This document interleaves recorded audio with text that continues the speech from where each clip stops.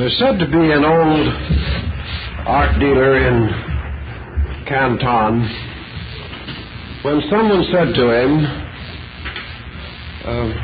is this painting that you're selling me any good? The dealer would look at him rather quizzically and then simply say, my friend, open the door. That was the only answer he ever would give. In other words, in attempting to determine value, we have to open the door inside of ourselves. There has to be some way by which we are able to establish value apart from tradition and apart from the simple testimony of our common judgment. There has to be a certain intuiting process go on when we attempt to determine rightness, truth, reality, and fact. Now, there are some facts that are so obvious that through general and common acceptance we are in agreement about them. But even in the world of facts, there are many rather elusive truths that cannot be quickly and easily discovered. To find these, we must learn to use gradually a certain extrasensory band of faculties and powers. The search for value, then, does sharpen our intuition. It makes us more observant of small things. It makes us more aware of those trifles which together make perfection. This power of deeper discernment is not limited to trading in fine arts. It becomes a very useful tool in every phase of daily living. If we are able to instinctively and intuitively grasp value, it will help us wherever we must decide as to the merit of anything. Some people are interested in trying to determine the value of a religion. Others may be concerned with the value of an art or a science, or still a piece of merchandise, or an investment, or the value of an affection or a friendship. All of these values are essentially intangibles. And most values that we know today are subject to imposture. Things are not always what they appear to be. Persons are not what they claim to be. And unless we have some judgment, intuitive in ourselves, our lives are likely to be filled with disillusionments and disappointments and discouragements. The only protection that we have against being imposed upon in one way or another is our own ability to evaluate. Therefore, we must learn not only to recognize value, but we must learn to take hold of it, to grasp at it when the emergency or situation arises in which decision must be made. In the Zen story, the little boy first sees the mysterious black ox that is the symbol to a measure of his search for reality. Having found the ox, he must next capture the ox. He must take hold of it and bridle it. And in the same way, in our search for value, when we have discovered it, we must make the decision which this value indicates to be necessary. In our world of material experiences, we are all required to pay for value. In some way, value is expensive. And the more valuable, the more likely we must pay well for that which we desire. Consequently, it becomes important to know when to save and when to spend, when it is wise to perhaps overinvest, and again when it is wise not to invest at all. Thus, judgment is closely associated with the whole fact of value. Most persons who have been interested in art, culture, and related fields over the period of years have had adventures with their own personal weakness, as this has bearing upon value.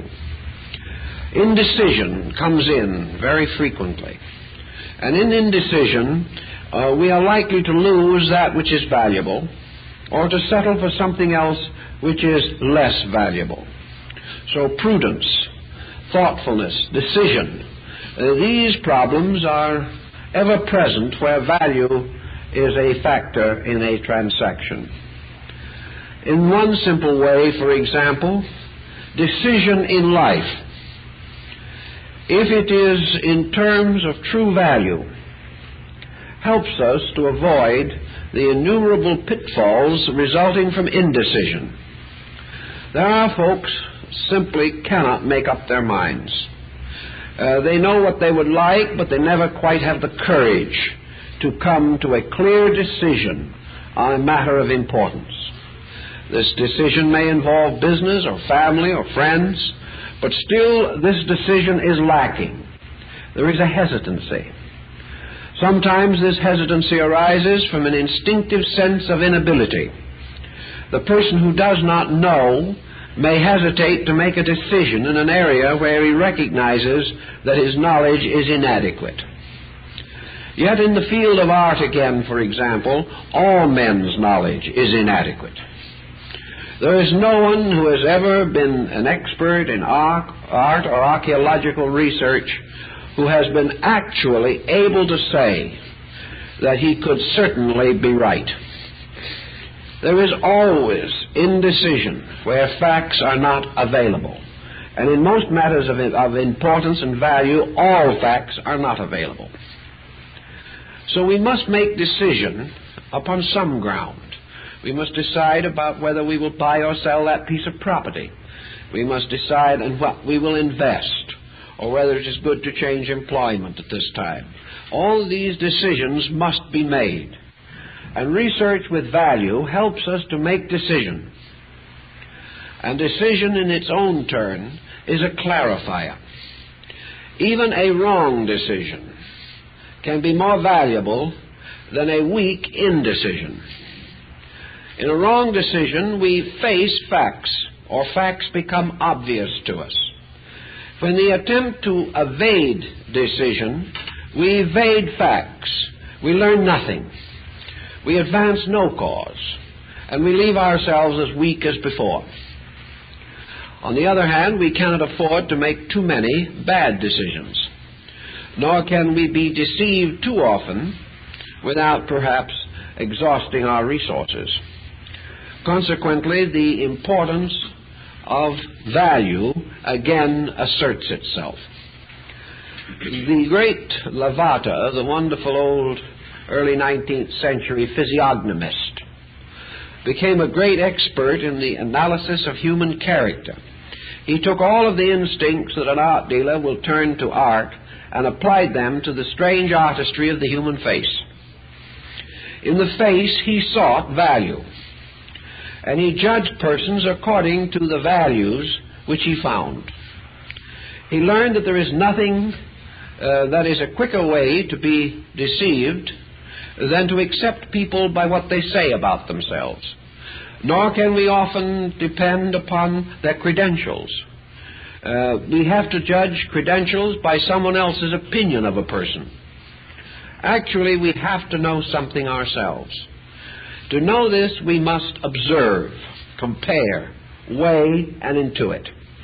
These are the only courses by which we can escape a simple mediocrity of decision which may lead nowhere.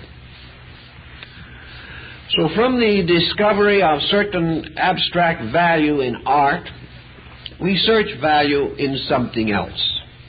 And we search for it by becoming aware of the true meaning of things. We have to build up some knowledge. But knowledge, again, can play us false if we do nothing with it. There are many persons whose knowledge in an area is extensive, but this knowledge has never passed from a theoretical to a practical level. The individual has never tested his knowledge. He has never believed sufficiently in it to really feel that he can depend upon it in an emergency. Now, when an art critic or an art lover examines a piece of Chinese porcelain, one of the first things he will do is very quietly turn it over and look at the bottom. Now, he does this because after he owns it, or where it stands in the store, this is the part that is never shown. Now, from this part of the vase, he learns something. But he doesn't always learn what he is supposed to learn, or what others think he is going to learn. Nearly all fine Chinese ceramics are signed. The signature is most likely to be on the bottom, the outside of the bottom of the piece. So naturally, turning it over, it is possible to see the signature, or the seal, or some other mark which identifies a potter or a kiln. Of course, unfortunately, there is nothing easier in the world to fabricate than a seal. Anywhere in the Orient, you can buy an excellent one for 50 cents and have it inscribed with anything you want on it.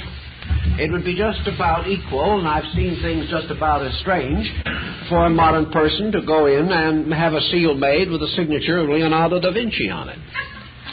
Now, if Leonardo had used a seal, it could be duplicated today without the slightest difficulty. Yet the seal is a very important thing in Asiatic life. A man's signature is meaningless, but his seal is terribly important, and the only substitute for it is his thumbprint. That will be acceptable. But an individual who very carefully endorses a document with his signature may well be told that his signature is not acceptable. They would much rather have his seal, because this is the real sign to these people of this person's actual existence. The seal is the person. But unfortunately, nothing is easier to fabricate. And while it is not likely that a living person's seal will be imitated, there are rigid laws about it, still there is no reason why ancient marks cannot be easily imitated. So while it might at least indicate what the piece is supposed to be, it does little more than confirm the appearance. But what the real critic is looking for is traditional methods, patterns, ways of doing things, which change with time, and which the ordinary forger may well fail to imitate. For example, in most Ming ceramics, or those of later date, vases were made to stand in bases, and as a result of that, a kind of secondary rim was placed around the bottom so that it would fit neatly into the little teakwood stand. Earlier pieces never had this rim, so the man looking for an old piece may gain from that what he will never be able to learn from the possible fabrication of a seal.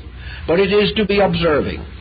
It is to see what should be seen, or as the dealer may say, to see that which the imitator hopes you will not see. That is just the point. And in all of this type of thing, the same drift has occurred that occurs in our modern way of life. Almost all reproductions are inferior. They are not inferior by the mere fact that they are reproductions. They are inferior by the fact that with the passing of time in both East and West, the quality of workmanship has gradually depressed. One reason, perhaps, was that the rising tide of economic need did not permit the artisan to spend as long at his labor. Or perhaps the original artist, like some of the European masters, lived under the favor of a prince who financed him, and therefore gave him complete leisure. The copyist did not have this leisure. He is trying to create a livelihood, and he must do it by in some way cheapening his wares. So the great test of all things is the cheapening or the loss of quality of things. Now, we observe this in life around us all the time now. Year after year, a cheapening is going on. The quality of merchandise, entirely apart from art, is falling rapidly. The so-called guarantees and promises have little or no significance. Consequently, the buyer is faced not only with the problem of bewareness, but he is faced with the need for ever-increasing observation in the effort to secure, if possible, the best available product. This means further support to his own resources. If he buys observingly and thoughtfully, his purchases will last longer and his funds will be conserved. Consequently, this continual awareness, this almost subconscious instinct for fineness, pays off even in the most ordinary walks of life.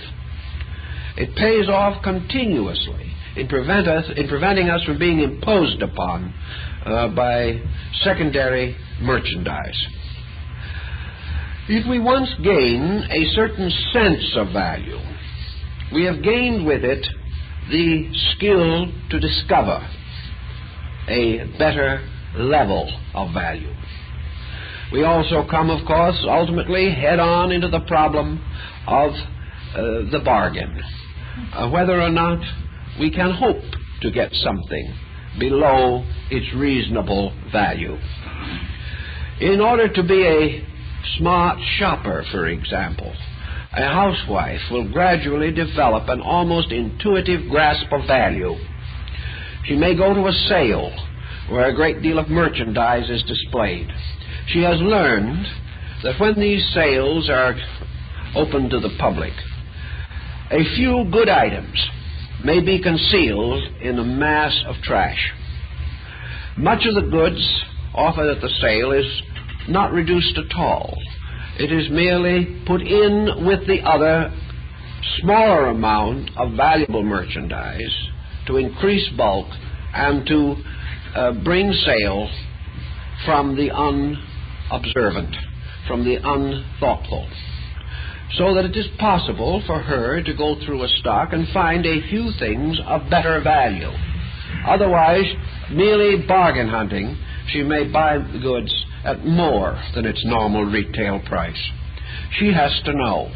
There is no substitute for this knowledge. We value this skill where it applies directly to dollar saving. But we also should learn to value it where it applies to character protection, which is one of the areas in which value plays a very important part. We are imposed upon largely because we do not use the faculties and powers with which we have been naturally endowed. The average person today uses only about 20% of his brain potential. A large part of his mentality is never exercised because he is surrounded by so many protecting devices that his own thought processes are actually discouraged or prevented from functioning. Also, on an emergency, when he needs them, they are available only untrained and without any adequate background and experience in the problem which presents itself. So we have faculties, we have powers which can protect us from deceit if we know how to use these powers.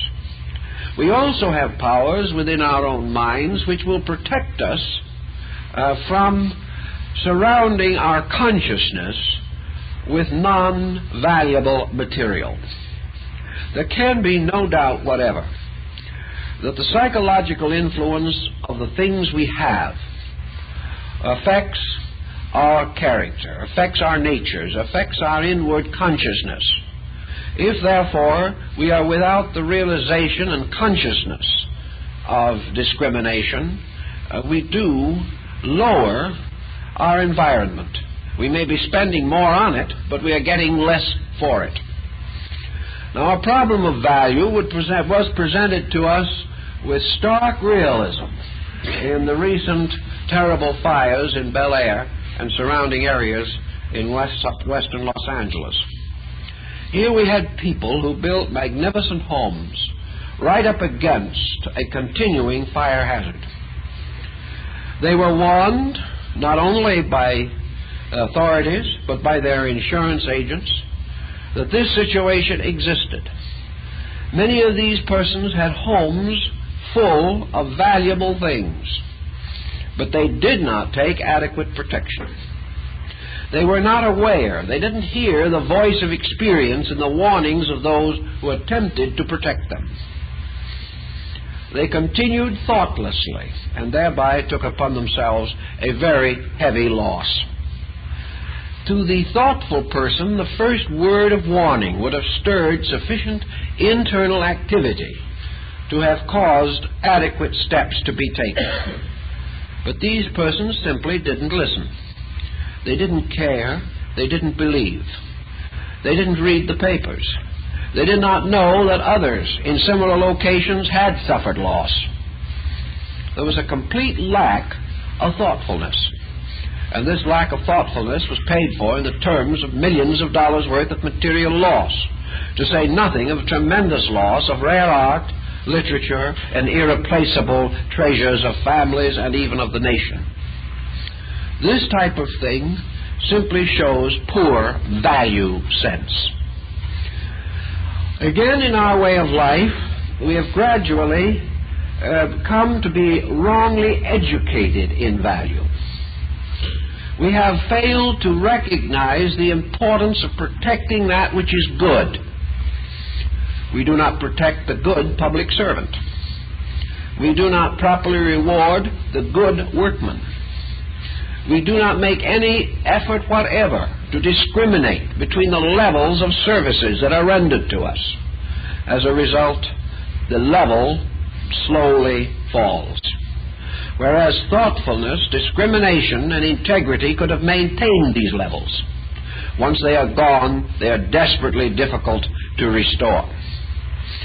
We have lost pride in the productions of our own efforts. The average family today has lost pride in its own ingenuity, in its own ability to use its resources well. Most families have lost pride in economy, regarding extravagance as the true symbol of the American way of life. These losses of essential values must be paid for in many ways, including much suffering and deprivation. And all that is really necessary to correct the situation is the gradual education of our own consciousness and the experience of knowing what is good. Now, it's true that we live in several worlds simultaneously. There is a larger world where our greater goods are involved. But there is also the smaller world of private experimentation and effort. Perhaps the smaller world of a particular interest becomes a laboratory in which we can experiment with principles that we can apply in many other areas as time goes on. So if we choose something as a symbol of the entire search for value, as for example art, we are only making a laboratory experiment. In art we can control many factors. For example, an individual makes his own decision. He buys something. He thinks it's good. Later he discusses with an expert and he finds out that it is not good. He learns why he was overcharged and he learns why his purchase was unwisely made. This whole situation may involve a few days of time and maybe $10, $20, or $50 in money. Here the whole pattern works out. We can see the complete picture. But when we make a mistake in value of life and go out into the larger theater of our activity, this mistake may cost us dear. It may go on through for years, and we may never find the true expert who can tell us what is wrong. Consequently, by using the smaller theater of experimentation, we gain the experience and develop the faculties which we can then apply to larger and more diversified areas of activity. This is one of the principles behind art. This is one of the reasons why a collector gradually becomes more enlightened in value. It isn't that the things he is collecting are always important. Perhaps they are not important at all. But he is gaining an important sharpening of his own consciousness. He is learning to think more clearly. He is learning to understand more deeply. And most of all, he is learning to try to appreciate abstract value. In the presence of a great masterpiece of art, a true connoisseur may give a little exclamation of almost ecstasy. He's seen something that is so wonderful that he can hardly restrain himself. We look at the same thing and we say, well, I guess it's all right. I don't see anything extraordinary about it. I think they had something like that down at Newberry's once. And we pass it at that. But what did the expert see that we missed? Why does he suddenly sense something as being of tremendous value? And to us it's just something else that perhaps if we had it, we'd give it away gladly. In fact, you'd be surprised how many great treasures have actually been found in the trash cans out in front of people's houses. They've given away the wrong thing. They've thrown out something priceless and replaced it with something worthless. These things happen. Many very interesting and rare antiques have been found in dump yards. Why? Because the wrong people had them. People who did not know value. But what is the difference? How can we try to understand what this expert sees that we do not understand or do not comprehend? One thing he must see, or he wouldn't be interested at all, is beauty. He must see important beauty. He must see some form of extraordinary creative excellence, or he would not be moved nor interested. Why do we not see the same thing? Why are we not touched inwardly by the tremendous surge of appreciation that has risen in him? The only answer is that we're not trained, that we are not used to using those faculties in that way. We are used to measuring mediocrities.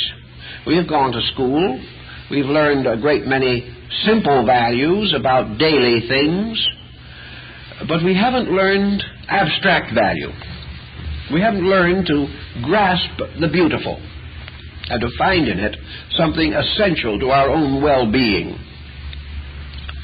Probably if we asked this connoisseur why he was so tremendously attracted to a certain item, he might try to tell us. When he gets all through, we would probably agree with him and still not know what he was talking about, because we would look exactly where he pointed, but we wouldn't see what he saw. To us, we would see a very pleasant little area, perhaps of porcelain with a nice color on it. To him, he sees something perhaps unique. Maybe that particular example is the only piece of its kind in the United States. Perhaps he knows who created it and realizes that in some mysterious way a treasure has escaped the observant eyes of collectors and dealers and has suddenly appeared within his reach. He knows, therefore he appreciates. And appreciation must be built upon knowledge. And this is true in every department of life. Another point that we find in working with this, as we said, is the need for the immediate decision. And this comes upon even those who have considerable interest in these matters. The ancient rule on the subject is for the expert: if you know that it is great and you can get it, get it. If you are not sure whether it is great or not, and you are an expert, leave it alone. Because if you do not take it, and you are not sure, and you are an expert, your subconscious is ringing a bell. There's something wrong, even though your consciousness may not be able to tell what it is. Whenever you are seriously in doubt, whenever you say to yourself, I don't feel quite right about this, the great collector leaves the item alone. He senses in some way that the offense arises from his own psychic level of appreciation. His consciousness is not really happy with this particular item. Now, what makes consciousness happy? Apparently, the real answer to this lies that consciousness is always happy when it recognizes something upon its own level. When it recognizes perfection, consciousness being of itself a perfect thing somewhere in its own source, even though it may not manifest perfectly. Consciousness recognizes consciousness in other things. Consciousness recognizes the skill of the great artisan.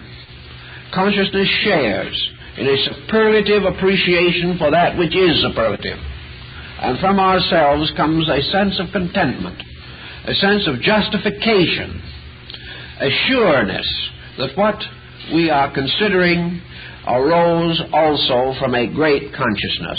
And this has to lie behind every achievement in creativity that is important. So if we are in doubt and something says to hesitate, then it is not wise to proceed. Or certainly we should proceed with the greatest caution and thoroughness and protect ourselves in every way possible. Now, the same thing should happen when we meet people or when we come upon any problem in life. I've talked to a great many persons who have brought their problems, particularly problems involving other people. And in the course of a discussion, they may say, well, you know, it's a strange thing, but when I first met that person, I didn't get a good feeling from them. But gradually I decided it was my own temperament or my own snobbishness or something, and in the course of time I more or less forgot my original feeling. Now I suddenly realize that that original feeling was right. But it is only after considerable time that we get around to the proving of this intuitive flash that we had at the beginning. Therefore, we should always be mindful of these intuitive flashes. Now, there are certain persons who by nature are so critical, they will criticize everyone. This, of course, represents again a total loss of value, and therefore their judgment is not important. But where we have naturally no antagonisms, no antipathies, no prejudices about a thing, yet at the very beginning of it we sense something that isn't right. We sense the feeling that this is not good. Then we shouldn't let the hope for profit or the hope for improved fortune cause us to depart from that which we know instinctively to be right. Because if we mentalize this long enough, we will kill out this consciousness flash that we had. We will explain it away, but we will not change the circumstances. And maybe 5 years later or 10 years later, this intuitive flash will come through again. Now, there are cases psychologically in which this intuitive sensing has gone even further than this. I know one case in which a person thinking of going in business, in a business which would have involved a considerable amount of commitment, had a little of this intuitive sense against the prospective business partner. But because the credentials were excellent, because the man's reputation apparently was above question, the person felt that his superstitions were not proper, that he shouldn't feel that way. He had no reason to be suspicious of this other man. It was just some mood of his. But a few days before the time came for him finally to consummate this business transaction, he had a very important and impressive dream about it. The consciousness which was trying to warn him had not quite gotten through on the conscious level. Therefore, it came out in a powerful dream pattern, a dream of warning that was so real that this person could not resist it, and he did not complete the transaction. And it was very fortunate that he did not, because actually the entire situation was a misrepresentation and very close to outright dishonesty. But the psychic nature had sensed this. Now, how did the psychic nature sense it? Some will say, perhaps, that there was a certain clairvoyant faculty involved, that the person's inner life became aware, perhaps almost a sort of telepathic communication, in which the negative thought of the dishonest person was picked up by the potential victim and saved the victim from the difficulty that threatened. This may be true. There are occasions where this is undoubtedly true. But I wonder if it is consistently the pattern. Because if it was, how could a very intuitive collector have the same feeling, equally strong, and perhaps a dream equally impressive about a piece of tapestry that is 500 years old? We might say that the tapestry was haunted or something of that nature, but this gets the situation into a rather abstract atmosphere.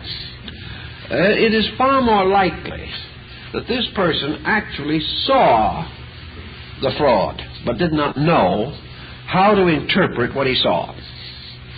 That, however, his own subconscious picked up this forgery, or this misrepresentation, and was able to finally bring it through some symbolic medium.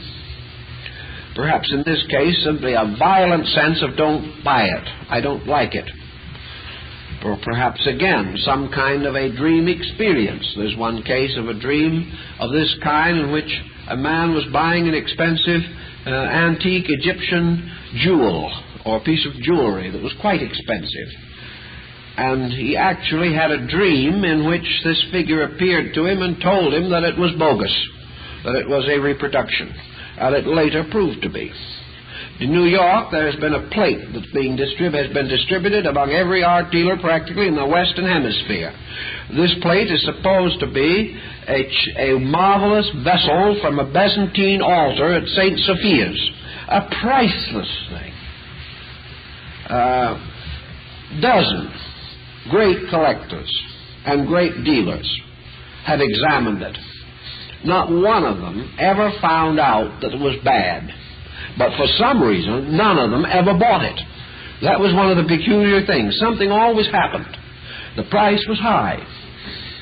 It was priced in the 5 figures, and well into them. And it was passed on by the experts of every gallery and museum you could think of.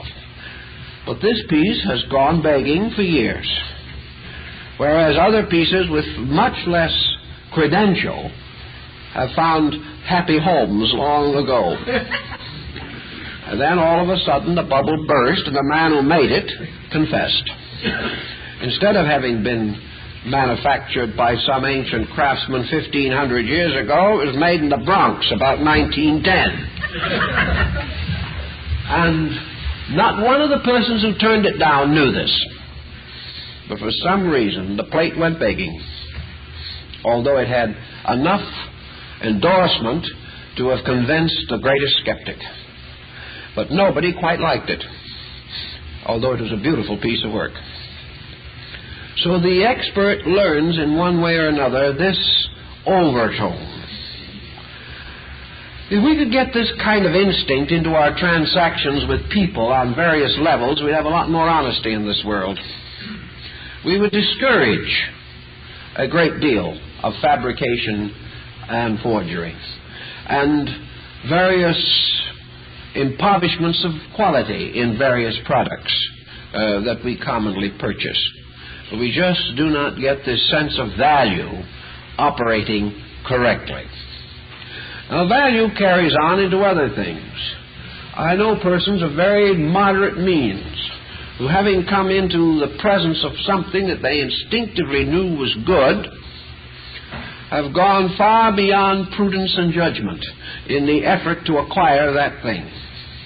To them, its value was so very real and so very important that they did not dare to hesitate. Under those conditions, most of these transactions came out very well because, of course, the essential element was this enlightened sincerity, which is very hard to deceive once you have attained it. So these persons have extended their resources in the direction of value almost imprudently, but actually very wisely, as time itself always proved. So to know and to grasp value is itself a tremendously important decision to make. And here we have again a decision in life. When we start out living, or when we're at any period in life, What should we do about value? When the opportunity arises for something that we know is good, or know is necessary, or know is right, are we willing fully to stand behind this and give everything we have to it? Have we sense enough to recognize opportunity, to recognize it for exactly what it is, and to be so skillful in our knowledge that we could not be deceived? If we have this opportunity, then do we have the courage to give full weight to our own intuition and do the thing that we know is correct? We have people all the time who come in and say, well, I knew years ago that what I'm doing wasn't right, but I just kept on doing it anyway, and I just wonder why I'm in a mess now. It's just this type of thing. There wasn't any clear sense of knowing what is right and doing it. To get, therefore, this credit out of value, to make value work for you, it must create this censorship and discrimination and intensify our own abilities to decide to cling to value, to do that which is indicated as the best and wisest thing to do. Now, this value does not mean in terms of money. I'm not thinking in terms of investment primarily. I'm thinking in terms of character, in terms of those decisions which make for happiness or unhappiness within ourselves as living creatures. For here's where value operates most positively at all times. So we say, the Chinese say at least, that we must reach out and take hold upon value. That we should always choose that which is best in the presence of a number of possible decisions. And to do this, we must have thoughtfulness, and to this we must have training, and we must have experience, and we must have all of these elements of maturity which make it possible for us to recognize value, give ourselves the courage to accept the challenge of value, and then the patience to perfect whatever elements are necessary in the transaction. These conditions are not commonly found today. The person of today is not thoughtful. He is not skillful in the determination of value. He is not particularly interested in training himself for any of these activities. I know in philosophy particularly how indifferent people are to the more subtle phases of emotional reaction to that which is fine or good. Religion and philosophy, instead of deepening the sense of values, make us hasten over them without giving them adequate consideration. Perhaps that's why so much of our religious life is not adequate and not mature and not helpful to us in our own emergency. So let's try to take a few little simple illustrations paralleling different fields of activity and see what we mean now by taking hold of value and trying to do something with it. Do something to make things better for all concerned. We are, we'll say, moderately educated people. We've had enough schooling to be able to make a living. We have enough skill in some art or trade to be able to have a measure of proficiency in it. We are managing some way to get along from day to day. We don't exactly know how ourselves, and nobody else seems to be able to give us much instruction on it. But here we are, more or less drifting. Tomorrow is another day which will gradually look more and more like this one as we begin to live it. There is no particular reason to assume that we're going to wake up tomorrow any smarter than we were when we went to bed. And there's not much of incentive in it. One thing that value requires is incentive. Now, where do we find this incentive by which an individual is suddenly shaken out of a rut and becomes dynamically concerned with something? This problem of drifting along from day to day, bored largely, or wasting time or worrying about ourselves, there doesn't seem to be much dynamic in us. If you can transfer this situation to somebody who, as one man I know years ago, collected glass doorknobs. Now, there is what you might term the ultimate end of some kind of culture. I don't know just what kind it is. The only other parallel to it that I know of is blown glass paperweights. Now, this person, however, really considered doorknobs to be something apart from almost every other value in life. God created the world in 6 days, rested on the seventh, and on the eighth day He made doorknobs of it. I don't know what the situation was, but these doorknobs were little less than an obsession. He was a lonely man. He didn't have too many general interests in life. He didn't have a kind of income that would enable him to collect Van Dykes. Therefore, he had something, however, that just made life wonderful for him. Every day he rose in the morning filled with hope that before dark he would find another doorknob. And he usually did. Sometimes he had great days when he found 2 doorknobs. He had a house full of them. Perhaps a psychologist would regard this as a symbol of compound infantilism. I don't know. But this man had a lot of fun with doorknobs.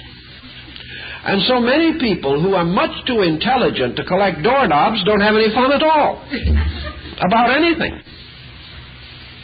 This man had something. Not only this, but it led him into a great deal of research. He began to find out all kinds of interesting things about who made doorknobs. Maybe no one else in the community was interested, but in the end he hoped he was going to write the only authoritative textbook on doorknobs. And I'll wager you that if he does it, he will probably win a prize. Because it all fits into a funny little pattern. This man had achieved something. He became an authority on doorknobs. Most people never become an authority on anything. But when he departs from this life, as he most certainly will, he's going to leave all his doorknobs behind. But he's going to take with him a very interesting, adventurous consciousness, because he did something. And other people are going to leave the practical things that they did instead behind. And the man that laughs at the man who collected doorknobs is going to leave his gilt-edged securities behind when he goes also. And when this little mortal span is finished, the value of doorknobs and gilt-edged securities are not going to be very different to that person. It's all part of life. But out of an interest came a constantly increasing awareness of some kind of value. This is important to people because it is one of the few remedies we have for the compound doldrums in which most people find themselves. Now, I can think of better things than doorknobs. I can also think of better things than another man I knew who had about 20,000 different old campaign buttons of Republican and Democratic candidates, most of whom are forgotten. In this collection alone, the names of who might have been a senator or who might have been a congressman are only preserved in just such things as these. No one really cares, but it was exciting to find another campaign button. This person at least was doing something to fight against his own boredom. And regardless of whether what he collected was any good or not, this individual was gradually developing resources of faculty and consciousness. Someday he might collect better things. Someday this power might go into an entirely different channel, infinitely more profitable to mankind. But there was action. The mind was being used in some way. The faculties of observation were being developed. Some hobbies develop only one faculty, memory. But the average person even needs that. One faculty will develop observation of color. This can be useful. Perhaps someday this person may become an artist. But whatever we do is better than not to do anything. And we must constantly strive to develop observation and reflection, classification. Now, when you start studying psychological faculty problems, for instance, there is nothing perhaps that would seem to be very creative in the collecting of some small, trivial things. For instance, a collection of the coins of Syracuse, these beautiful gold, silver, and bronze coins of ancient Greece. There doesn't seem to be much creativity about collecting such things. If you have the money, the interest, you can collect them. But I've never seen two collectors of these types of things who presented their collections in the same way. The artistry of the collector may be expressed in the magnificent way in which he brought these things together in a wonderful, dramatic pattern. He didn't create the coins. He didn't design them. But he at least knew how to present them in display so that other persons got the maximum impact from them. Another man with just as much money, collecting somewhat similar objects, kept them all in a canvas bag. There was no way. The artistry of the individual does come out. And we have to create it. We have to escape from this absolute lack of interest in anything beyond the daily problem, the daily grind of things. We have to have these positive release mechanisms. If we do not, we are candidates for serious psychological problems, especially now, where the tensions and the tempers of many people are on severe edge. There has to be this creativity. So out of all of this problem, we come up with a luxury factor that doesn't seem to mean anything. And yet around this luxury factor may come the greatest actual growth that we make. A person who lives 70 years, 75, 80 years, and dies without having touched creativity has simply lived a very provident, prudent, orderly, matter-of-fact, utterly dull existence. This person has very little to take with them. Whatever they have in the form of inner consciousness is all they can take. What does this person have to take? Almost nothing. They've never even experienced real joy in anything. They've never had any fun at anything they've done. It's all been problem, work, seriousness, and massive decisions involving anything from $10 to $10 million. But very dull, non-creative, non-self-expressive, and certainly not inclined to create any consciousness which calls upon faculties for verification. I forgot to mention, incidentally, that doorknobs have been counterfeited. There are rare doorknobs. You can pay thousands of dollars for a doorknob. And the problem, therefore, also is discrimination as to whether it's worth it or not. But whatever the problem is, faculties are brought into play. Something is stirred up in the individual. He likes something very much. And that is more than most people ever really do. It's amazing how little color comes into the majority of human lives, particularly the color that arises from rejoicing, from victory over circumstance, from the discovery of something long sought. We don't have that type of experience, and as a result, our temperaments are impoverished. So we like to think that this problem of value has something to do with the enthusiasm of life, that this enthusiasm of life is contagious. We also know that people who have these interests are easier people to live with, that they are not by any means as difficult to work with. Persons with interests and dramatic and dynamic outlets are nice to be around usually, whereas persons with none of these outlets get very heavy, tiresome, tiring kinds of attitudes, which are hard to live with. So value should make us always try to enrich life with something that is not just necessary. I know people who say that these frills upon the circumference of existence are meaningless. After all, life is a very serious business, and there's no time really to fritter away in foolish avocational activities. I've known these people, but they weren't very friendly people. They were not the kind of people that made good grandparents or good friends. They were people who lived very much in the square-toed Puritanism, in which it seems as though even a smile is little less than sacrilegious. They were not the kind of people who have warm, happy, healthy lives.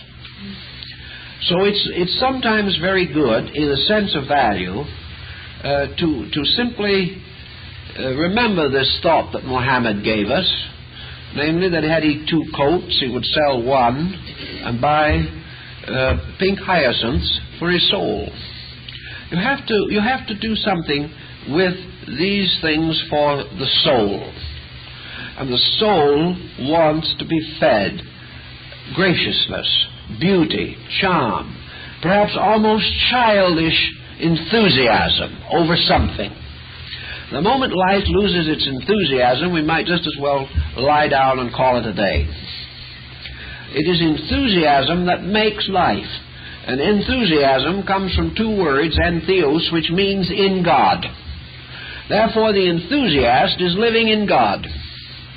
He is living in some kind of a spiritual state of active awareness. And it's hard to get enthusiasm unless the mind can move out of what we term the necessary into some larger vista which we might almost consider to be an extravagant place to live. But what is extravagance? I think extravagance can occur to a very practical person. I know people who would consider themselves very, very thrifty, who are utterly extravagant. And I know people who would be considered highly extravagant, who are most prudent. It depends entirely on the judgment of another person whose interests may be different. More well-rounded and well-balanced life, capable of releasing intuitive faculties and becoming more or less integrated as a conscious being. Now, what would you suggest? How would we go around to help this person to do this? Well, the first thing we've got to find out, of course, is why he comes. And the reason he's there, usually, is because he's not satisfied with what he is or what he is doing. If he was successful in every sense of the word, he wouldn't be asking help from anybody. He has come because perhaps one of a half a dozen situations has set in. He's lost a loved one. Therefore, he looks forward to loneliness and wants to do something about that. He is nearing retirement age. He has made no preparation for this. Therefore, this particular problem confronts him. He can't, after all, cut the lawn every day. He has to have some other activity besides weeding the garden, presuming he has a garden. Also, perhaps his doctor told him that he's got to ease up, that he's too strenuous, that he's worrying too much, that he's getting an ulcer. You've got to learn to relax. Well, it's awfully hard to learn to relax when you can't think of anything that's interesting. Some other situation may arise at almost anything, but the person is here seeking help simply because he suddenly recognizes a need or a defect in himself. So you can say to this person, perhaps to start off with, when you were young and growing up and starting out in life, what was your dream? Did you really dream that you were going to be in coats and suits? Did you dream that you were going to be an agent for the gadgets from some large transistor house? Was this what you started out that you wanted to be? And the man may stop for a moment and say, well, because after all, the thing I wanted to be at that time was pretty stupid. No, I'm not doing what I wanted to do then, but how can I? I wanted to be an opera tenor. And I never even had the voice. Well, you can start with that. That's something. Or this individual who can say, well, all my life I've been in an office, but what I wanted to do really was to go to sea on a ship and travel all over the world. And a housewife who has had quite an experience and is now a grandmother says, well, if you must know, I wanted to be a toe dancer. These are the problems that you get when you go back to try to find out what people wanted to be. Yet from these things that they wanted to be, you can often find a secret and locked situation. And if we could have found that out earlier, in many cases, there would be fewer people in our mental institutions. Because while in some cases they were able to carry this conflict rather well, in other cases they never could. And this thing they always wanted to be and never could be absolutely ruined their psychological integration, and they never recovered it. But we have all these people now, and we have to find out where we can start with these people. It's obvious that they can't take up a new career as they would have at 20. Life circumstances no longer permit this. But there is somewhere lurking in this problem some way of centering them again on the one thing that every human being must ultimately come back to, and that is the release of his own consciousness through creativity. This has to come. If it doesn't come, he's lost. The person who always wanted to be a musician may not be a great musician and may never be able to. But they can still do something, because here their whole instinct is located. And even at 80 or 85, they can start. They can express themselves in some way. They can take hold of a value which they need. And they can decide how much they're willing to sacrifice to take hold of that value. It may be that for a person in advanced years to buy an elaborate or expensive musical instrument is a real hardship. But if that music has waited for 50 years to come out, it must come out, for that person's good. And that is not an expenditure, it is an investment. Because they must learn creativity. Now, other people can develop the same lessons in a simpler way. Some individuals have, a great many persons in our way of life, have had a frustrated desire to be artistic. Artistry meant something to them. As children, they had a little skill in drawing, but they never had a chance to do much with it. Along came life and set in with its problems. This artistry perhaps never got any further than maybe helping their children to draw a few pictures in their childhood. But this actually remains. Here is a potential area of creativity that the person brought with him into life. Something must be done to make sure that he takes that creativity out of this life further advanced than when he came in. His success in life will not be measured in his practical, methodical procedures, but in the degree to which he has released his own creative bent, whatever it may be, his own creative instinct. Persons who can no longer create in that sense of the word can discriminate. They can discover, they can experience value. And for many, many persons, art becomes a way out. One of the reasons is that art is in almost complete defiance of our common, ordinary way of doing things. Art is almost an autocorrective for the kind of life we now live, which is far from artistic, and which almost completely loses sight of artistry. Most persons do have an instinctive desire for fitness, for the rightness of values. They want to look well. They want to have nice things. They want to set themselves in a framework of things that are interesting. And this brings another curious situation to mind. I know that in a large store in New York where I used to visit, they got in some very fantastic Middle Eastern jewelry. It was amazing material, utterly dramatic. And they exhibited it, and a great many very stylish people came to look at it. And many of them admired it, and many of them said they had never seen anything in their lives as remarkable. But nobody bought it. Why? Because nobody dared to wear it. You take a person who had absolutely no personality and hang a thing like that on them. And the next time they met a friend, the friend would say, "How do you do? That's a fine piece of jewelry you have." You wouldn't see the person anymore at all. The person was too weak to carry it. An interesting adornment must be carried by a still more interesting person, or it eclipses the person. And the next thing you know is they get an invitation to send the pin and not come themselves. Nobody's interested in them, but everyone would like to see the pin. Anything that is remarkable, different, startling, dramatic, can only serve a person who is able to carry it. Otherwise, it destroys that personality. The individual develops an inferiority complex to what he's wearing. So in order to live in an interesting place, to surround ourselves with interesting things, we must be interesting. Otherwise, we rattle around in something we don't fit into. And someone says to another person after they leave, "That's a marvelous house. How in the world did that person ever get to move into it?" Wrong. We've lost leadership by being surrounded by interest and not having any interest in us. So this is one of the reasons why it is so important for the individual to always lead his interest. This is why in taking hold of value, it is not important merely to own something.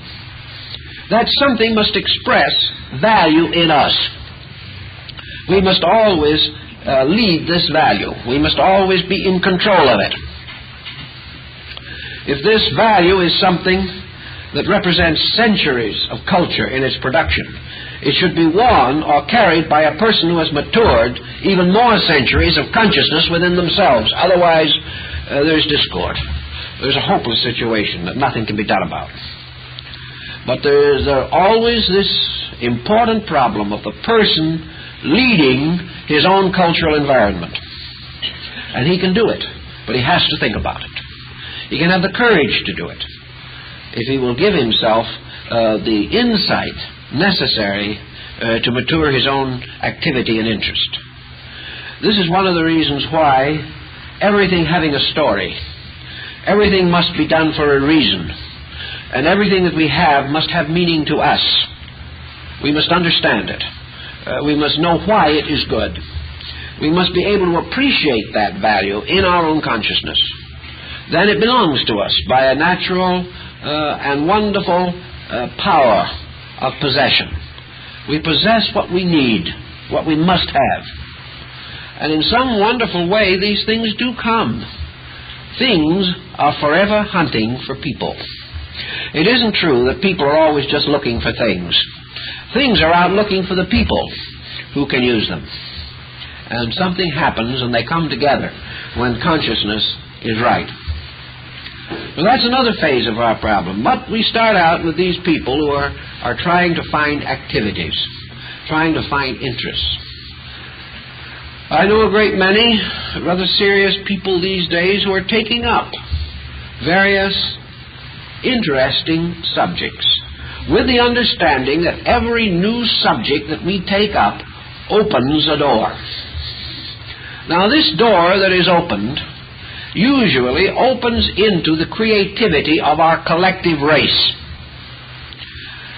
The person who suddenly discovers the creativity of man collectively suddenly finds himself a member of a magnificently interesting creature, a society of beings that he thought was a very dull society. But because he's gotten under the surface now and begun to move with the creativity of these people, he discovers that he is living in a world of extraordinary values if he is able to appreciate them. He learns that the simplest thing done well is a magnificent thing. So he opens doors wherever he touches the creativity of life. A man, a woman who studies a language, not his own, opens a door. Opens a door into a world not just of somebody else's speech, but of the psychology of peoples. To know people's language is to have a tremendous bond of union. To know a language is to understand more and more the soul of a people. And a whole universe of values is simply opened by this circumstance alone. I know a man who, having suffered a leg injury by which he was not going to be able to continue to get around very much, went down and studied in our southwest with some of the Navajo Indian silversmiths, and became quite adroit and expert in molding and mounting silver with turquoise and other stones. He wasn't an Indian, but he gained a tremendous admiration of the magnificent craft of these people. He found he'd gone down to take 3 months' study with them so he could find a hobby. He spent several years with them and gradually learned to know that even behind casting a simple Indian buckle, there was a world of thought, a world of skill, a world of wise methods and ancient traditions and wonderful lore. And when he came back, and not being able to get around, he had his little table, he had his wheelchair, and he would sit in front of his table and work with these things. He not only finally made some magnificent things in the Indian techniques, but he suddenly discovered that all this technique, now he had mastered it, gave expression to himself. And he made some tremendously interesting and dramatic, original ornamentations and devices. He found a world of self-expression in this. He found that the fact that he could turn out a beautiful piece of molded silver into an exquisite design gave him more satisfaction, more peace of soul than all his bank account could possibly bestow.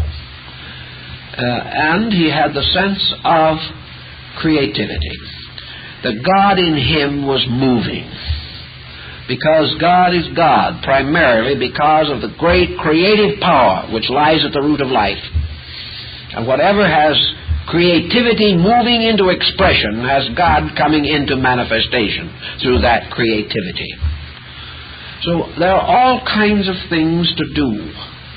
Nearly always our soul satisfaction does not lie in purely intellectual hobbies. Our soul satisfaction lies in bright, glittery, silvery things that bring peace and joy and sparkle with them. Therefore, we usually collect articles or items of some beauty or of meaning. Another individual decided that he was going to attempt to decode Egyptian hieroglyphs. But he wasn't particularly addicted to such literary pursuits. It was interesting. He had a lot of fun with it. He spent several years working until he was pretty good at reading these glyphs, and he found some very interesting inscriptions. But he gradually hopped past this into something else. The first thing you know, Egyptian religion, Egyptian philosophy, Egyptian mysticism came through and took over.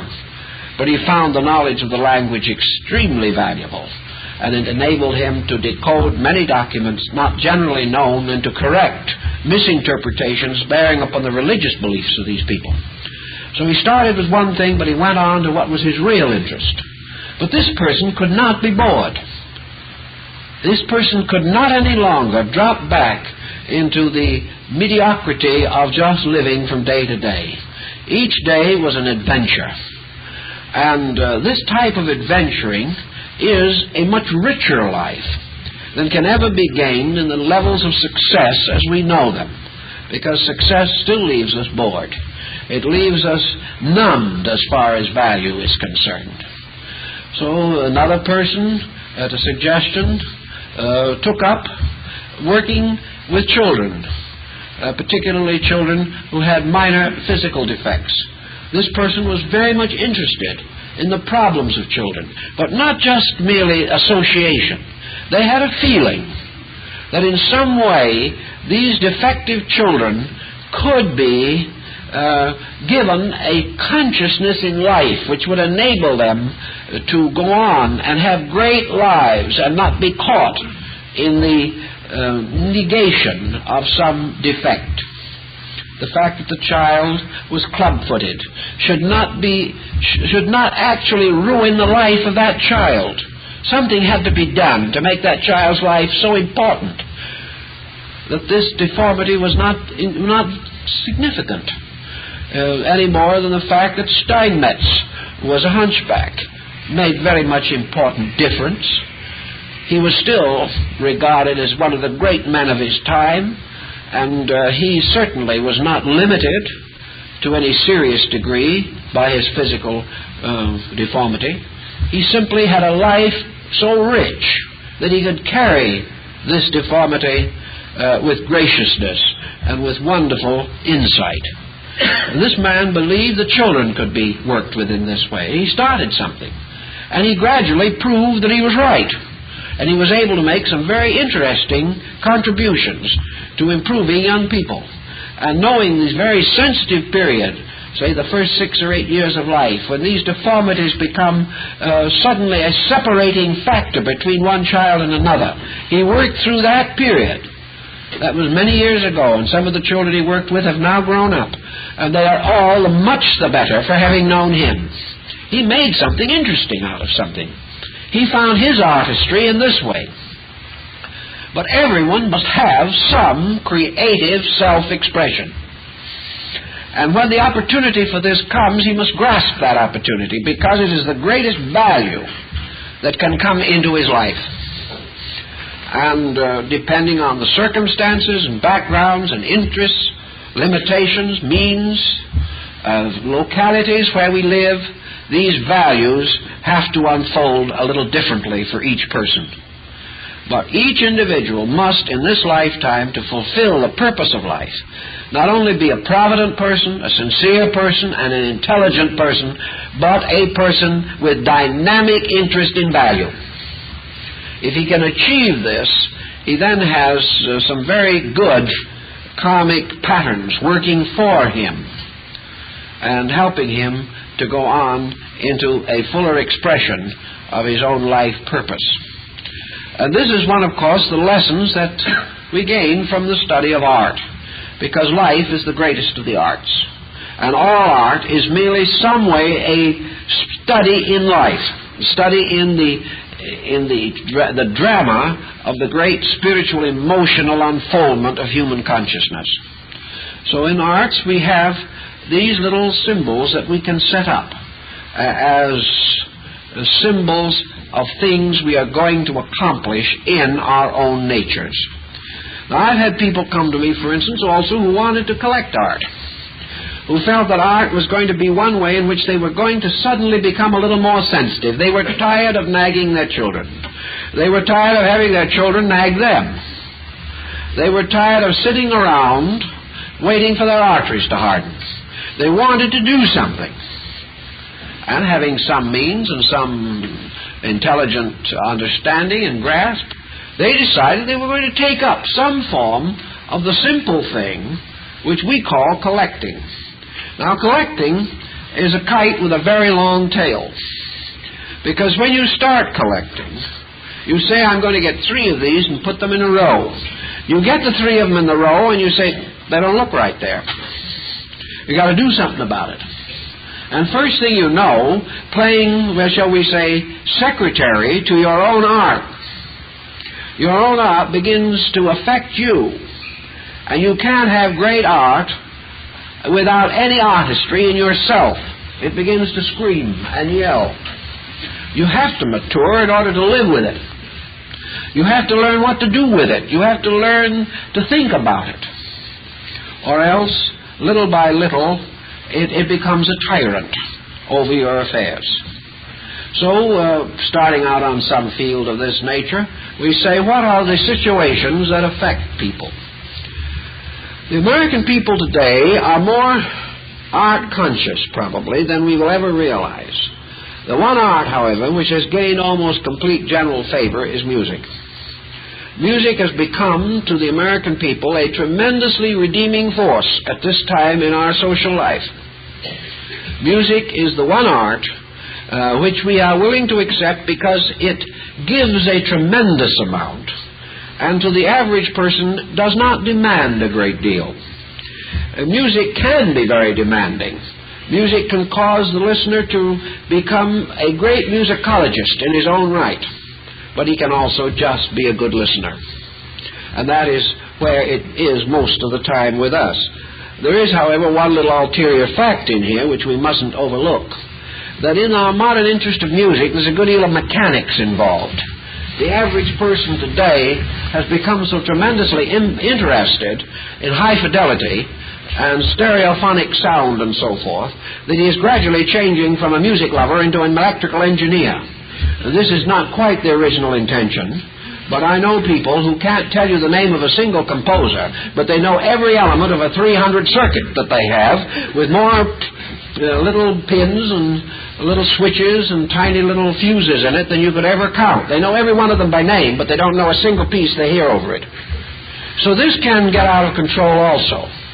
And there can be the man who victoriously announced that he finally had the most perfect set in the world, because when he played a certain recording on it, he could hear Leopold Stokowski breathe.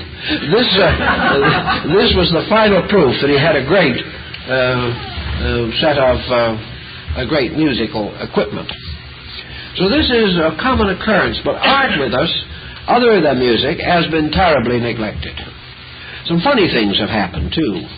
Some of them rather interesting and others still a little pathetic. One of the most interesting, curious, and almost a little pathetic things has happened is that you can now take out pictures in color from the public library on your library card, keep them at home and live with them for 30 days, and then bring them back and get another one. Now this is, I would say, a streamlined way of introducing art to the American home. Incidentally, you should see the pictures you can get out. I've seen them. And in the spirit of the time, most of them are pretty bad. They're famous, but they're pretty bad.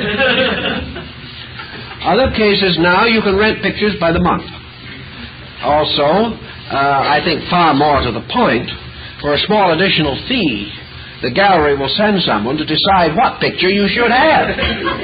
After all, there is this problem of the wallpaper and the drapes.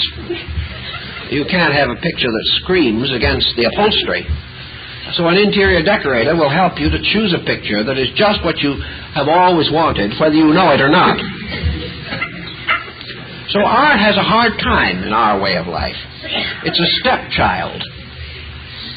We have forgotten that art is not a luxury of the rich, but a necessity of all peoples.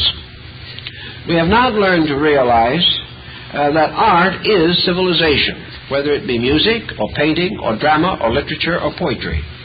There's something very serious wrong with a culture in which no book of poems can sell over 500 copies, no matter who writes it. Of course, some of them aren't worth any more than that, but some are. But you cannot get any recognition for poetry. You can get very little recognition for good theater. You can get very little recognition for any of these dramatic arts. They must be very flamboyant, very literal, and very noisy today in order to get any attention at all. Not to say the least that they must also be quite vulgar to be really successful. This type of thing is bad. It shows not that we are simply lacking art culture, it shows that we are falling apart. It shows that our whole culture is weakening.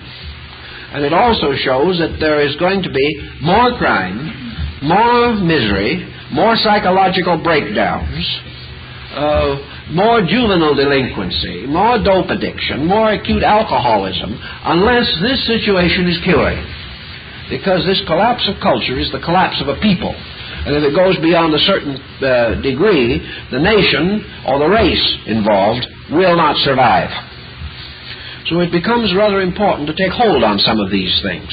Not only because we need the individual experience, but because we need to set an example for a collective experience, which is more than due. We are far too mature as a people to be merely a mechanistic, industrial civilization. So we do want to do something with this artistic instinct in ourselves, to find repose, to find peace, to find tranquility of spirit, and most of all to experience some sense of being valuable as people. not simply because we can support the government through taxes, but because we have a creativity in us that can support life, can support civilization, the future of a world. Also, that we can bring more creativity to the lives of children around us and those whose lives are directly influenced by our own attitudes towards living. So we can take up other fields also. Some people can take up writing. They can attempt creative writing. We can write anything we want to as long as we don't expect to get it published. But that isn't the point. Many of the greatest literary works in the world were not published at all during the lifetime of the author. They were hidden somewhere, and 500 years later someone found them and thought they were rather good. It isn't important. We do not write for publication. We write primarily for expression, for creativity. And gradually, if we learn so that we are writing not just from the fullness of our hearts, but also have a little training in writing, many people will produce better literature than they are buying. But they just don't know this. But you have to add to the desire the willingness to train for a year or two under proper guidance and know what good writing is. This may increase vocabulary. This may help us to release psychological pressure. The most successful book of every author is usually the psychological story of himself. But he's gotten it out. He's gotten release from pressures and tendencies that have held him in bondage perhaps for half a lifetime. Writing is very good. All these things are good because they make us express something. I think the Japanese idea of the 17-unit poem is a tremendously intriguing thing. And here's something that could be a very great creative expression for our people. The American people are divided largely between the two groups, those who say very little and those who say too much. And to get it down to a very nice, moderate situation is wonderful. It also gives us conciseness. Now, if you can do a complete poem in 17 syllables, not 17 words, 17 syllables, and this poem becomes a masterpiece, you have achieved a number of things. First, you achieve tremendous inventiveness. Secondly, you have learned not to insult the person who reads the poem by filling in all the details for him. You learn how to draw with a very broad stroke. And you can put together the elements of one simple idea. It must be completely simple. And in the simplicity of this idea, you tell a wonderful story. You make a little fragment of existence. You sum it up. You relate it to value in some way. Well, this little poem in its 17 syllables must tell a story as well as describe a circumstance. If you can do this, you have gained a new control of the dimension of language. It is something really tremendously interesting and extremely worth thinking about. You can spend a great deal of time trying to see how much you can project in the form of a conscious experience in 17 syllables. You may find in the end that a great deal has been accomplished. Well, many wonderful things have been said very quickly. Someone pointed out long ago that the largest statement in the world that we know today is a very simple statement. In the beginning, God created heaven and earth. How are you going to add to that? For a magnificent statement of total spiritual value. There are tremendous things that can be captured out of life experience with utter simplicity. And this is the beginning of a great maturity of literature for a people, and has a tremendous appeal to the thoughtful person as a discipline upon his own faculties. Another, of course, Oriental contribution to this problem is flower arrangement, a very interesting and dramatic area for human activity. Here we have man placed in a curious relationship with nature. Here we have man attempting to eliminate man and perfect art by revealing nature. To the degree that a flower arrangement indicates human activity, it is a failure. To the degree that the individual is able to arrange these flowers, leaves, and stems so that they appear that this is the way God grew them and that no one has touched them, to the degree that that can be done with the strange but inevitable abandon of divine order, to that degree you have a great flower arrangement. Great because man has inwardly sensed how nature would do this thing.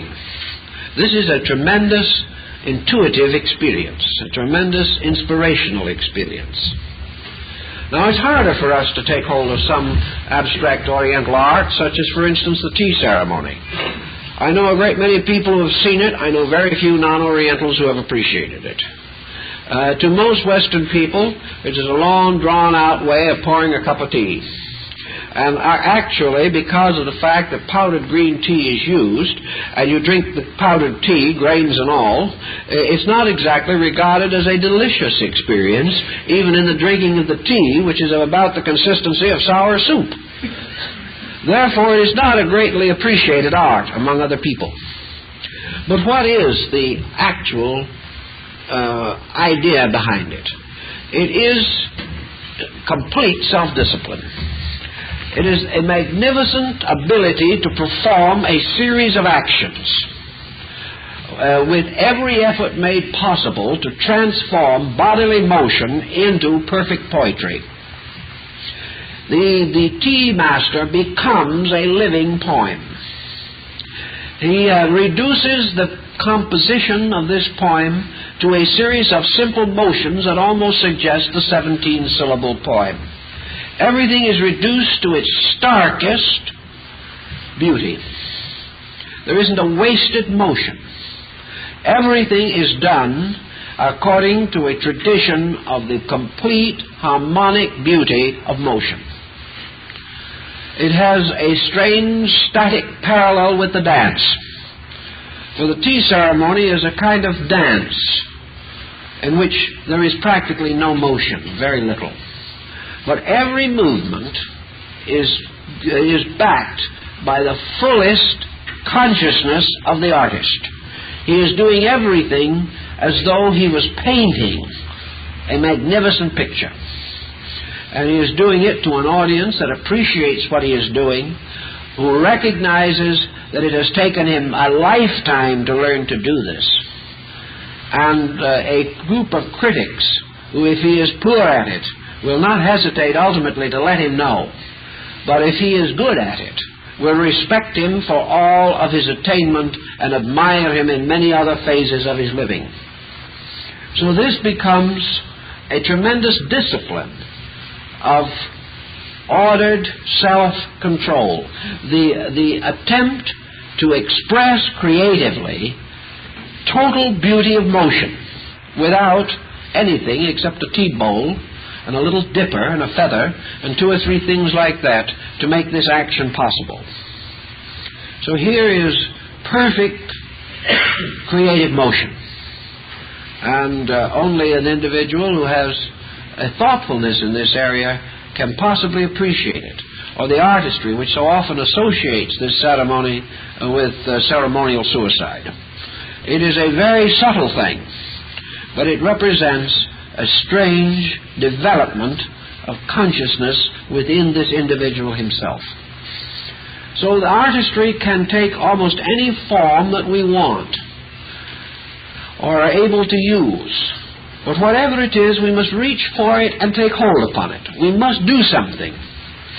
And I believe that most people's lives would be far less negative in the hurt way. Most people suffer much more than they need to. Most people are sad or angry far more often than the circumstances, even at the most exaggerated interpretation, really would justify.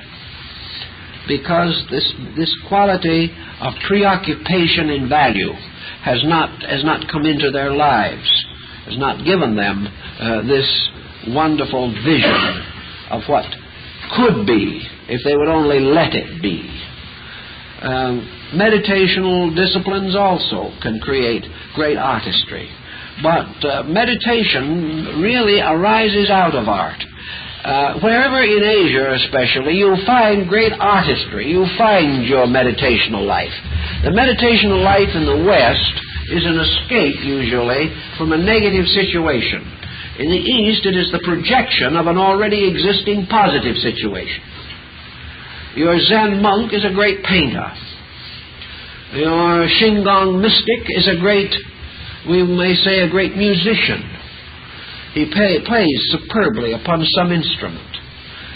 His artistry is tied very closely to his religion. And religion itself implies the impulse to creative expression through art. Look at Western culture for a moment. In the last 500 years, what great religious art has Western man produced? The last great European artist, perhaps, of dynamic, of religious art in Europe may have been Albrecht Dürer. I'm not thinking now of the very gentle, mystical souls, but of the ones who had tremendous dynamic in spiritual art. The only great artist in spiritual art that England ever produced was William Blake.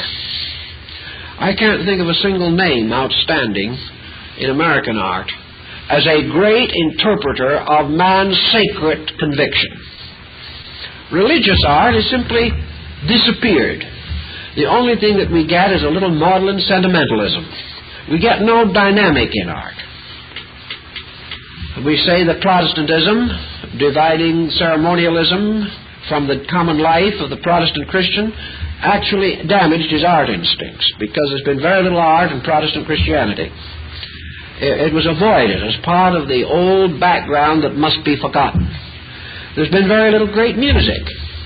Certainly there is a wonderful, kindly sentiment in the old hymn, but as music it is not exactly outstanding.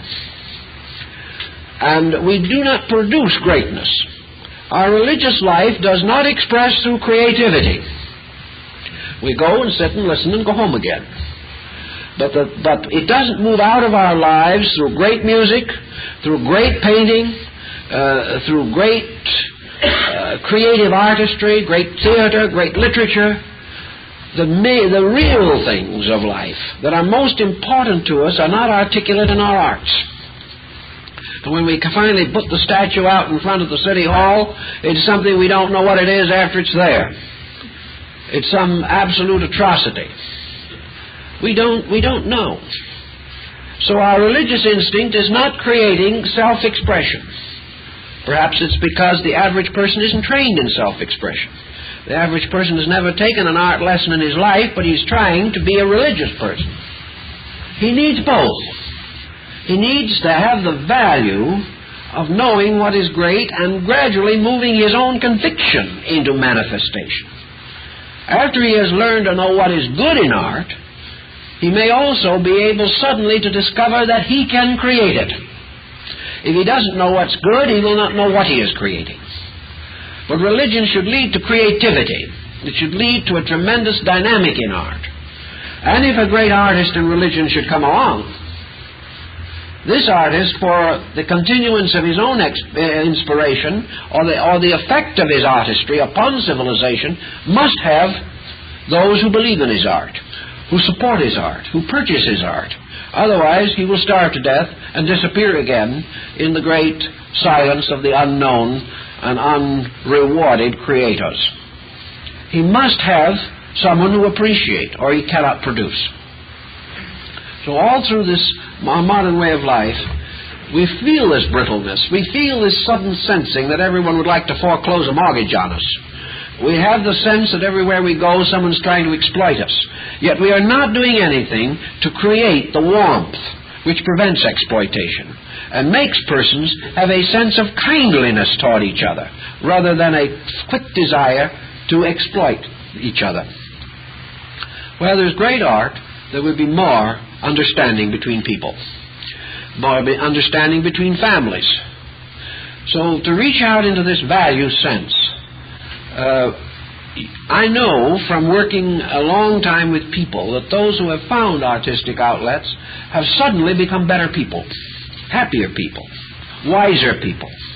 The religion has meant something to them it never meant before, because they have sensed that the reason why we seek inside ourselves for truth is in order that we can free truth, that it can come out. Actually, religion must come from within us into our lives, into our activity. Religion is something sacred. If it moves into our lives, it must move into a manifestation with the dignity and graciousness of a sacred thing. When we decide to, or when we are impelled to release religion into action, it should cause beautiful action. It should cause noble action. It should cause the kind of action which is recognized by other people as superior, as something that has its root in a divine principle rather than in the common principle of human competition. Yet if we have this creative instinct, if we have this infinite desire to release religion, and we have no talent, no ability, no instrument for implementing this instinct, then we are like the individual who always wanted to be a musician but never trained his hands. We have to train. We have to gain appreciation. We have to gain sense of value. So while we are releasing religion from the inside, we are releasing discrimination from the intellectual and emotional levels of our natures. So that someday, the fact that we have gradually learned to understand what is valuable, what is beautiful, what is true, will instinctively equip us to express our own life beautifully and release our own conviction in a manner that is truly worthy of us. For there is a sermon in a beautiful thing which we have created. We are creating solely, as the old Chinese poet said, we are creating solely because God is in us. And if we turn and produce something magnificent, God is the artist. But we have become the faithful apprentices of that artist. Now, God is art. God is the creative artist, creating all beauty and all good things in the world. Can never be truly sensed or known unless we are also artists. When the time came in the alchemists of the Middle Ages to produce the mysterious transmutation of metals, they had a patron saint, a mysterious, unknown, elusive being who was called Elias Atista, Elias the artist. And those who transmuted in chemistry base metals into gold were referred to as artists. Therefore, alchemy was an art, and alchemy was the transmutation of all base things into beautiful things, the reformation of human society, the transmutation of the base metal of undeveloped character into the pure gold of illumination. And these things were accomplished because of the power and the secret wisdom that was communicated by Elias Atista, the master of the alchemical mysteries, Elias the artist. And all great transmutation and transformation of self is art. The art of making a magnificent likeness of God in the nature of man himself. The skill to sculpture our own character into the likeness of truth. These are all great arts. And great arts and little arts are brethren of different ages, but of the same family. So by gradually becoming maturely aware of beauty and of true value and of the finer things of life, we refine our own natures. And as a result of that, the divine principle moving through us manifests more purely its own magnificence. The person who has great music in his soul has already the power, in some mysterious way, to be closer to the music of the spheres, to the music of the infinite. The musician can discover God as music. The artist can discover God as great art. The poet finds deity as the great poet, whose very poems unfold in the heavens like a scroll. everything is available to those who have discovered the sensitivity of great creative value. And I think each one of us should try to hold on to this value, which is the experience of the creativity of beauty. And we gain it little by little through simple means. But finally, as it matures within ourselves, we move from the mere appreciation of fine things to the embodiment of fineness, so that all good things move through us to their own fulfillment without being detoured by some blank area in our own appreciation. I think that this type of thing is of the greatest value. It is hard to talk about, but it is more conveniently experienced than described. And anyone who takes hold upon value anywhere and holds to it tightly and allows it to lead him will come in the end to this kind of mystical experience, which makes life a very much more rich and wonderful span of years, and makes every life, no matter how humble in its common circumstances, makes every life a great life, an important life, and a creative life. Well, I guess time is up, so we'll have to end this ramblings, and we'll ramble on again next week. Thank you very much.